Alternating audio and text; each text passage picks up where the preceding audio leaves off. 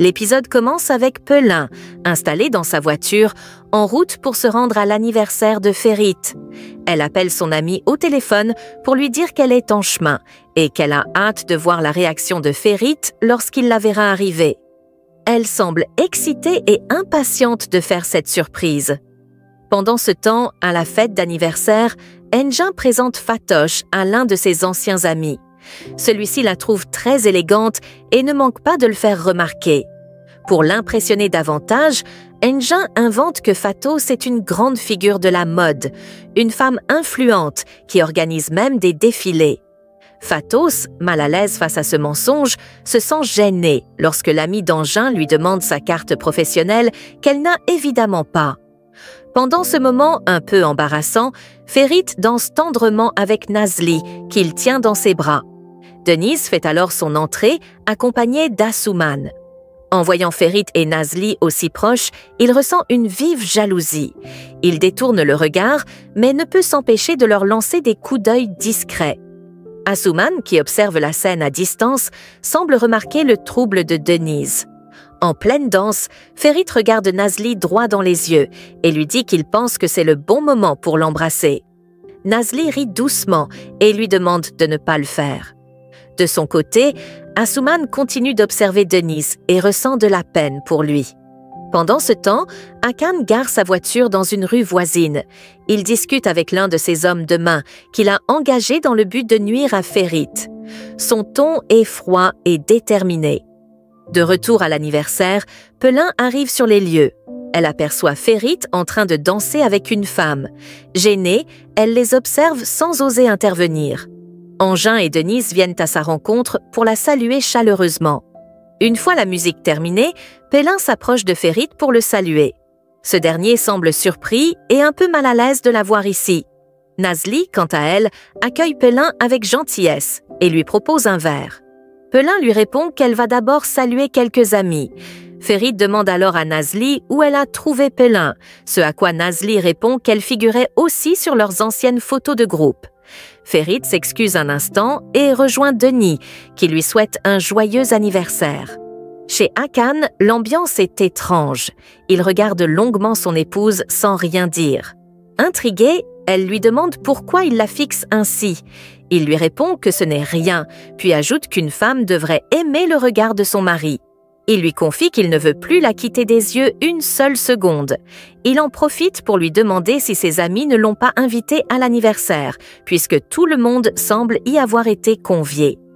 Demet consulte son téléphone et découvre avec stupéfaction que Pelin est aussi présente à la fête. Cela la choque profondément, tandis que Hakan, lui, affiche un sourire satisfait. De retour à la fête, Pelin ne cesse de jeter des regards à Ferit. Celui-ci s'approche de Denis et Engin et leur demande de veiller à ce que personne ne parle à Nazli de la présence de Pelin. Ensuite, il se dirige vers Pelin et lui demande calmement mais fermement de partir. Pelin est surprise par son ton et lui répond qu'elle pensait que sa colère était passée et qu'ils pourraient enfin discuter après toutes ces années.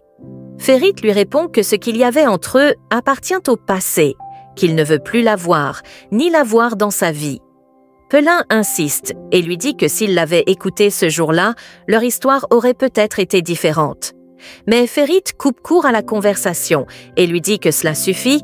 Il lui annonce qu'il est marié à Nazli et qu'il lui interdit de revenir vers lui. Puis il la laisse là, bouleversée.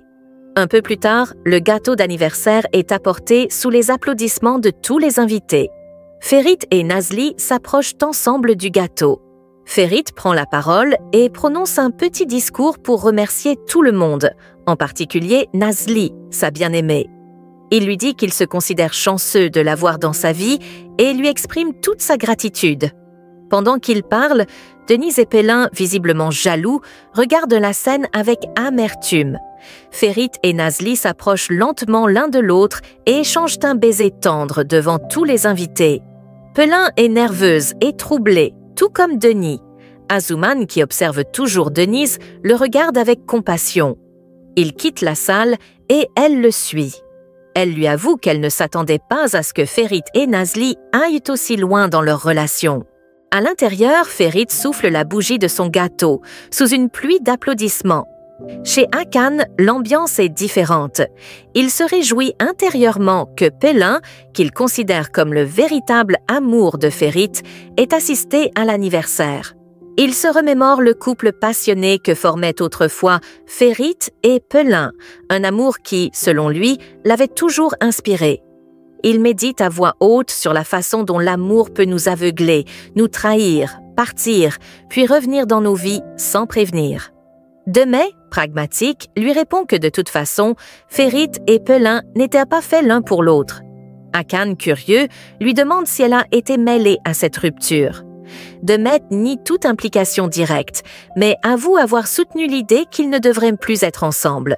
De l'autre côté, Fatos demande à Tariq où se trouve Nazli. Il lui répond qu'elle est partie avec Ferit et ajoute qu'Engin est également reparti en taxi. Tariq propose d'appeler un taxi pour Manami et d'accompagner Fatos jusqu'à chez elle. Manami devient triste à l'idée de ne pas rester avec eux. Fatos propose alors que Manami passe la nuit chez elle. Manami, avec un sourire, propose à Tariq de venir lui aussi, en disant qu'ils pourront dessiner ensemble toute la nuit pendant que Fatos dormira. Tariq accepte avec plaisir de les accompagner toutes les deux, ce qui réjouit Fatos. Pendant ce temps, Denise raccompagne Asuman en voiture. Elle lui conseille, avec douceur, de rassembler ses forces et de tout recommencer à zéro, plutôt que de gaspiller inutilement son énergie dans une histoire déjà terminée. De retour à la maison, Ferit et Nazli remercient chaleureusement la nounou de s'être occupée de Bulut pendant leur absence. Après quelques échanges cordiaux, celle-ci prend congé. Ferit, resté seul avec Nazli, s'approche doucement d'elle, la regarde tendrement dans les yeux et tente de l'embrasser. Mais Nazli, un peu gênée, trouve rapidement un prétexte pour s'éclipser. Elle se dirige vers la cuisine en disant qu'elle doit préparer une tisane. Pendant ce temps, chez Fatos, Manami joue avec Tariq à des jeux de société dans une ambiance détendue. Fatos les observe en silence, heureuse de les voir complices et souriants. En parallèle, elle s'isole pour chercher l'inspiration et travailler sur ses croquis de mode. Elle griffonne quelques idées, déterminée à créer de nouveaux modèles originaux. Chez Ferit, celui-ci partage la tisane préparée par son épouse. Nazli en profite pour lui offrir un cadeau. Elle lui tend un paquet qu'il ouvre avec curiosité. À l'intérieur se trouve une cassette contenant une sélection de ses chansons préférées. Ferit, touché, sourit. Il insère la cassette dans le lecteur et invite Nazli à danser avec lui. En dansant lentement, il la serre tendrement contre lui.